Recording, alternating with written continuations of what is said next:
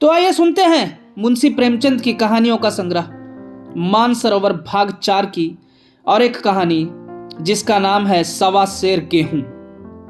किसी गांव में शंकर नाम का एक कुर्मी किसान रहता था। सीधा सादा गरीब आदमी था। अपने काम से काम, न किसी के लेने में न किसी के देने में। छक्का पंजा ना जानता था। छल प्रपंच की उसे छूत भी ना लगी थी। ठगे जाने की चिंता न थी। ठग विद्या ना जानता था। भोजन मिला खा लिया, ना मिला चबेने पर काट दी। चबैना भी ना मिला तो पानी पी लिया और राम का नाम लेकर सो रहा। किंतु जब कोई अतिथि द्वार पर आ जाता था तो उसे इस निवृत्ति मार्ग का त्याग करना पड़ता था। विशेषकर जब साधु महात्मा पदार्पण करते थे तो उसे अनिवार्यतः सांसारिकता की शरण लेनी पड़ती थी। खुद भूखा सो सकता था, पर साधु को कैसे भूखा सुलाता? भगवान के भक्त जो ठहरे। एक दिन संध्या समय एक महात्मा ने आकर उसके द्वार पर डेरा जमाया। तेजस्वी मूर्ति थी, पीतांबर गले में, जटा सिर पर, पीतल का कमंडल था, खड़ाऊं पैर में, ऐनक आंखों पर। संपूर्ण वेश उन महात्माओं का सा था जो रईसों के प्रासादों में तपस्या, हवा गाड़ियों पर देवस्थानों की परिक्रमा और योग सिद्धि प्राप्त करने के लिए रुचिकर भोजन करते हैं। घर में जौ का आटा था, वह उन्हें कैसे खिलाता? प्राचीन काल में जौ का चाहे जो कुछ महत्व रहा हो, पर वर्तमान युग में जौ का भोजन सिद्ध पुरुषों के लिए दुष्पाच्य होता है। बड़ी चिंता हुई, महात्मा जी को क्या खिलाऊं? आखिर निश्चय किया कि कहीं से गेहूं का आटा उधार लाऊं, पर गांव भर में गेहूं का आटा न मिला। गांव में सब मनुष्य ही मनुष्य थे, देवता एक भी न था। अतएव देवताओं का खाद्य पदार्थ कैसे मिलता? सौभाग्य से गांव के विप्र महाराज के यहां से थोड़ा सा मिल गए। उनसे सवा सेर गेहूं उधार लिया और स्त्री से कहा कि पीस दे। महात्मा ने भोजन किया, लंबी तान कर सोए। प्रातःकाल आशीर्वाद देकर अपनी राह ली। विप्र महाराज साल में 2 बार खलिहानी लिया करते थे। शंकर ने दिल में कहा, सवा सेर गेहूं इन्हें क्या लौटाऊं? पंसेरी बदले कुछ ज्यादा खलिहानी दे दूंगा। यह भी समझ जाएंगे, मैं भी समझ जाऊंगा। चैत में जब विप्र जी पहुंचे तो उन्हें 1.5 पंसेरी के लगभग गेहूं दे दिया और अपने को उरीन समझकर उसकी कोई चर्चा न की। विप्र जी ने फिर कभी ना मांगा।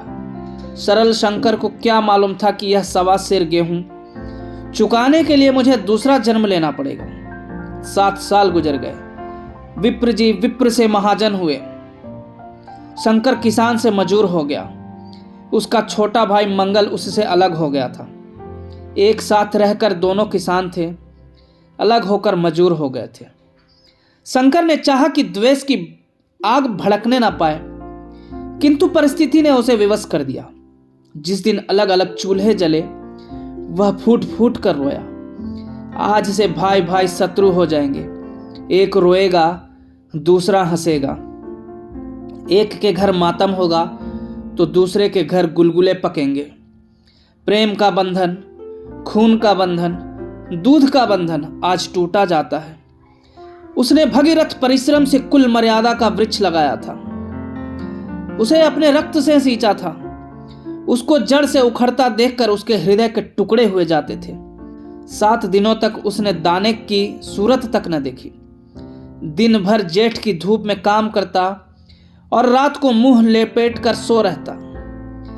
इस भीषण वेदना और दुस्सह कष्ट ने रक्त को जला दिया, मांस और मज्जा को घुला दिया।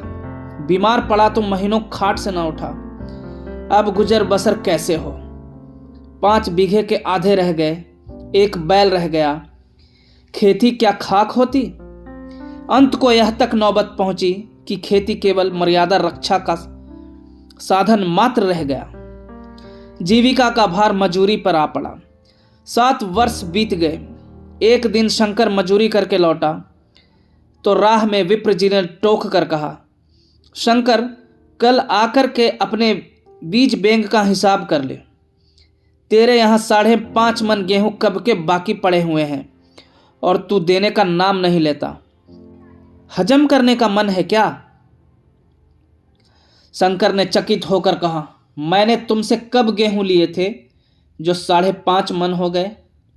तुम भूलते हो, मेरे यहाँ किसी का छटाक भर ना अनाज है, ना 1 पैसा उधार। विप्र, इसी नियत का तो यह फल भोग रहे हो कि खाने को नहीं जुड़ता। यह कहकर विप्र जी ने उस 1.25 सेर गेहूं का जिक्र किया जो आज के 7 वर्ष पहले शंकर को दे दिए थे। शंकर सुनकर अवाक रह गया। ईश्वर, मैंने इन्हें कितनी बार खलिहानी दी, इन्होंने मेरा कौन सा काम किया? जब पोथी पत्र देखने, साहित्य सगुन विचारने द्वार पर आते थे, कुछ न कुछ दक्षिणा ले ही जाते थे। इतना स्वार्थ 1.25 सेर अनाज को अंडे की भांति सेंक कर आज यह पिशाच खड़ा कर दिया जो मुझे निगल जाएगा। इतने दिनों में एक बार भी कह देते तो मैं गेहूं तौल कर दे देता।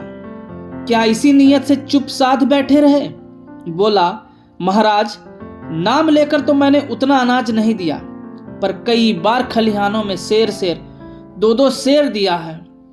अब आप आज 5.5 मन मांगते हैं, मैं कहां से दूंगा? विप्र, लेखा जौ बख्शीश 100 तुमने जो कुछ दिया होगा उसका कोई हिसाब नहीं। चाहे 1 की जगह 4 पसेरी दे दो, तुम्हारे नाम बही में 5.5 मन लिखा हुआ है, जिससे चाहे हिसाब लगवा लो। दे दो तो तुम्हारा नाम छेंक दो, नहीं तो और भी बढ़ता रहेगा। शंकर, पांडे, क्यों एक गरीब को सताते हो? मेरे खाने का ठिकाना नहीं, इतना गेहूं किसके घर से लाऊंगा?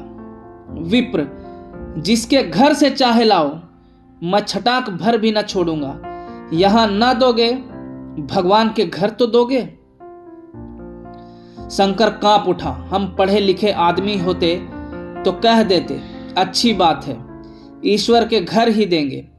वहां की तौल यहां से कुछ बड़ी तो ना होगी? कम से कम इसका कोई प्रमाण हमारे पास नहीं, फिर उसकी क्या चिंता? किंतु शंकर इतना तार्किक, इतना व्यवहार चतुर न था। एक तो ऋण, वह भी ब्राह्मण का, बही में नाम रह गया तो सीधे नरक में जाऊंगा। इस ख्याल ही से उसे रोमांच हो गया। बोला, महाराज, तुम्हारा जितना होगा यही दूंगा। ईश्वर के यहां क्यों दूं? इस जन्म में तो ठोकर खा ही रहा हूं, उस जन्म के लिए क्यों कांटे बोऊं? मगर यह कोई नियाव नहीं है। तुमने राय का पर्वत बना दिया। ब्राह्मण होके तुम्हें ऐसा नहीं करना चाहिए था। उसी घड़ी तगादा करके ले लिया होता तो आज मेरे सिर पर इतना बड़ा बोझ क्यों पड़ता? मैं तो दे दूंगा, लेकिन तुम्हें भगवान के यहां जवाब देना पड़ेगा। विप्र, वहां का डर तुम्हें होगा, मुझे क्यों होने लगा? वहां तो सब अपने ही भाई बंधु हैं। ऋषि मुनि सब तो ब्राह्मण ही हैं, देवता ब्राह्मण है।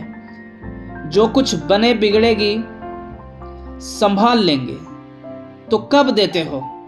शंकर, मेरे पास रखा तो है नहीं, किसी से मांग जांच कर लाऊंगा तभी न दूंगा। विप्र, मैं यह ना मानूंगा। 7 साल हो गए, अब एक दिन का भी मुलाहिजा ना करूंगा। गेहूं नहीं दे सकते तो दस्तावेज लिख दो। शंकर, मुझे तो देना है, चाहे गेहूं लो चाहे दस्तावेज लिखाओ। किस हिसाब से दाम रखोगे? विप्र, बाजार भाव 5 सेर का है, तुम्हें 5.25 सेर का काट दूंगा। शंकर, जब दे ही रहा हूं तो बाजार भाव काटूंगा, पाव भर छुड़ाकर क्यों दोषी बनूं? हिसाब लगाया तो गेहूं के दाम 60 हुए। 60 का दस्तावेज लिखा गया, सैकड़े सूद। साल भर में ना देने पर सूद की दर 2.5 रुपये सैकड़े। 8 आने का स्टाम्प, 4 आने दस्तावेज की तहरीर शंकर को ऊपर से देनी पड़ी। गांव भर ने विप्र जी की निंदा की, लेकिन मुंह पर नहीं। महाजन से सभी का काम पड़ता है, उसके मुंह कौन आए? शंकर ने साल भर तक कठिन तपस्या की। मियाद के पहले रुपए अदा करने का उसने व्रत सा कर लिया। दोपहर को पहले भी चूल्हा न जलता था, चबैने पर बसर होती थी, अब वह भी बंद हुआ। केवल लड़के के लिए रात को रोटियां रख दी जाती। पैसे रोज का तंबाकू पी जाता था। यही एक व्यसन था जिसका वह कभी न त्याग कर सका था। अब वह व्यसन भी कठिन व्रत की भेंट हो गया। उसने चिलम पटक दी, हुक्का तोड़ दिया और तंबाकू की हांडी चूर चूर कर डाली। कपड़े पहले भी त्याग की चरम सीमा तक पहुंच चुके थे। अब वह प्रकृति के न्यूनतम रेखाओं में आबाद हो गए। शिशिर की अस्थिवेधक शीत को उसने आग ताप कर काट दिया। इस संकल्प का फल आशा से बढ़कर निकला। साल के अंत में उसके पास 60 रुपए जमा हो गए। उसने समझा पंडित जी को इतने रुपए दे दूंगा और कहूंगा, महाराज बाकी रुपए भी जल्द ही आपके सामने हाजिर करूंगा। 15 रुपए की तो और बात है, क्या पंडित जी इतना भी ना मानेंगे? उसने रुपए लिए और ले जाकर पंडित जी के चरण कमलों पर अर्पण कर दिए।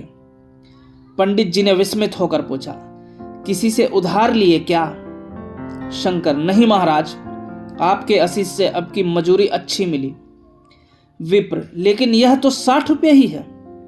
शंकर, हाँ महाराज, इतने अभी ले लीजिए, बाकी मैं 2-3 महीने में दे दूंगा, मुझे उरीन कर दीजिए।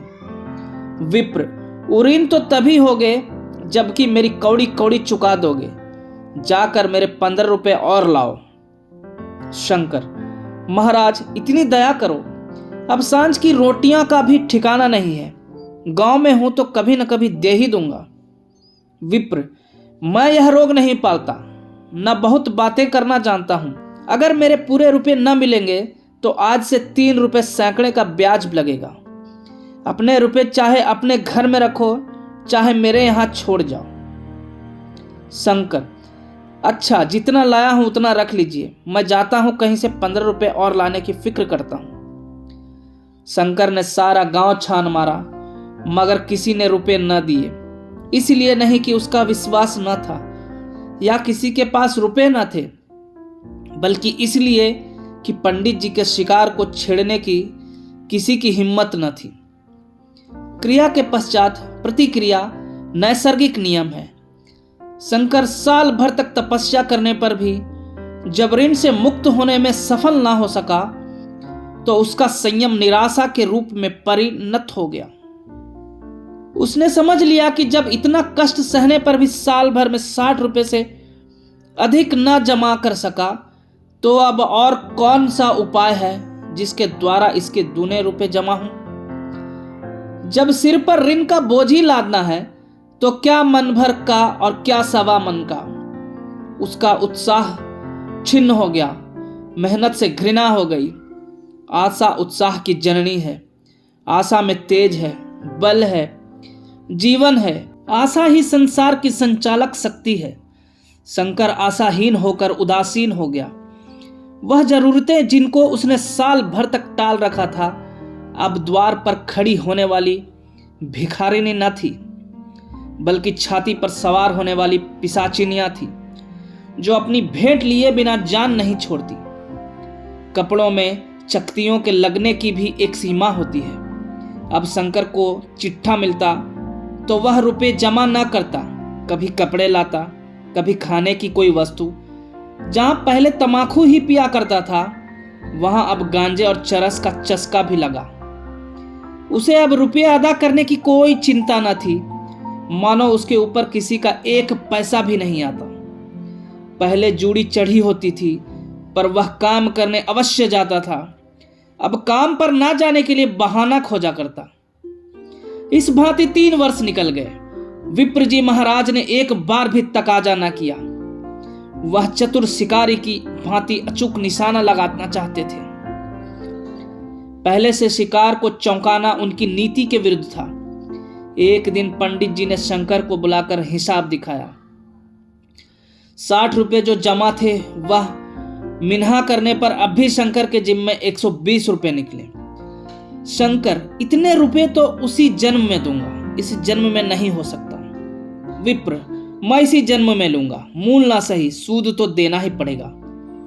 शंकर, एक बैल है, वह ले लीजिए, और मेरे पास रखा क्या है?